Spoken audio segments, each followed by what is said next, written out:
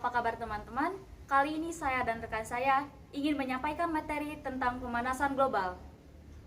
Pemanasan global atau global warming adalah suatu bentuk ketidakseimbangan ekosistem di bumi akibat terjadinya proses peningkatan suhu rata-rata atmosfer, laut, dan daratan di bumi. Global warming merupakan suatu proses yang ditandai dengan naiknya atmosfer, laut, dan daratan.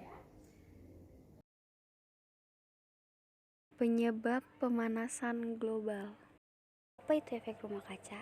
Efek rumah kaca yaitu meningkatnya konsentrasi karbon dioksida, CO2, metana, mikroSOD, ozon, dan beberapa bahan kimia buatan seperti CFC di atmosfer bumi. Gas CO2 sendiri disebabkan oleh banyaknya pembakaran bahan minyak, batu bara, sepeda motor, dan mesin-mesin industri. Lalu bagaimana proses terjadinya efek rumah kaca? 1. Sinar matahari mencapai atmosfer bumi, sebagian akan dipantulkan lagi ke luar angkasa. 2. Sinar yang masuk ke bumi diserap oleh tanah dan lautan untuk menghangatkan bumi.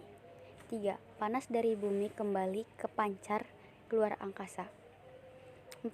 Panas yang terperangkap oleh gas rumah kaca di atmosfer. 5. Aktivitas manusia seperti membakar bahan bakar fosil, pembentukan lahan pertanian dengan dibakar dapat meningkatkan gas rumah kaca di atmosfer. 6. Akhirnya menyebabkan suhu bumi meningkat yang menyebabkan pemanasan global.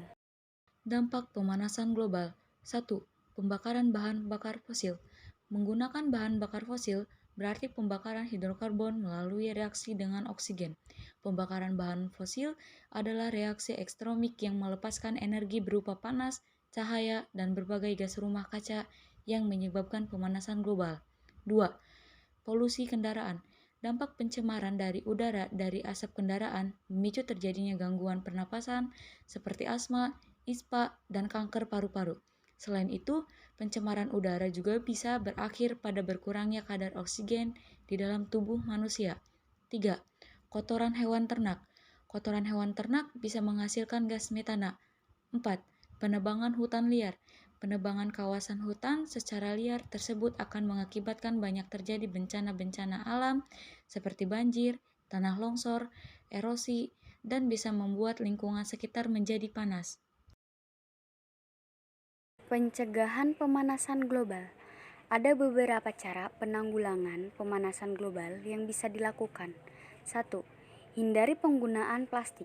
Sampah plastik tersebut tidak dapat terurai dan berpotensi besar untuk menjadi sampah yang merusak alam dan kehidupan manusia. Ketika manusia mengurangi penggunaan plastik dalam kehidupannya sehari-hari secara tidak langsung, telah membantu menjaga keseimbangan ekosistem di bumi. 2. Matikan lampu jika tidak digunakan. Selain menghemat energi, tentu juga dengan mematikan lampu di siang hari bisa mengurangi pemanasan global. 3. Matikan alat elektronik setelah dipakai. Terkadang kita tidak sadar apabila kita menggunakan alat elektronik secara berlebihan, meskipun alat elektronik tersebut tidak terpakai, namun apabila kabel tetap tertancap pada stop kontak, maka akan tetap ada aliran listrik.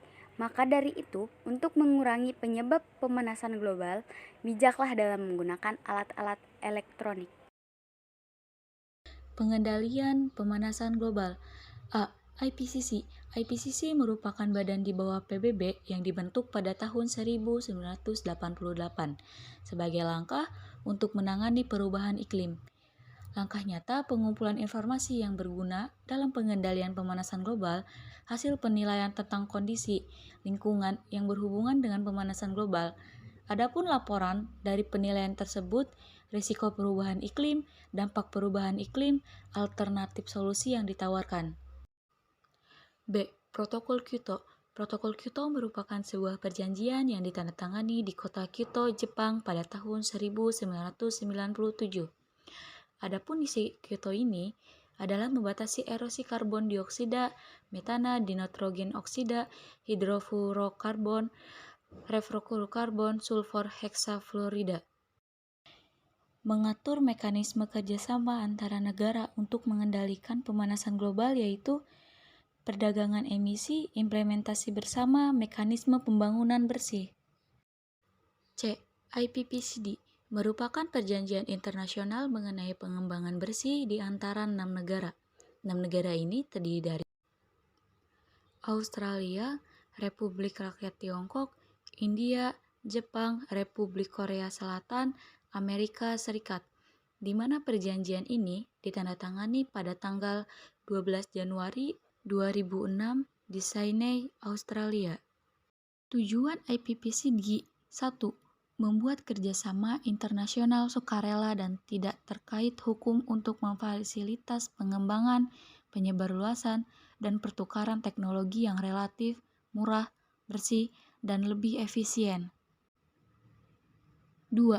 Memajukan dan membuat lingkungan yang mendukung kegiatan tersebut nomor 1. 3. Memfasilitasi tercapainya pengurangan polusi, pertahanan energi, dan penanggulangan perubahan iklim. Yang terakhir, yang keempat adalah menyediakan forum untuk berbagai kebijakan dalam negara yang berhubungan dengan pengembangan, energi, lingkungan, dan isu-isu perubahan iklim dalam tujuan pengembangan bersih. Sekian dari kami, kurang lebihnya mohon maaf. Terima kasih.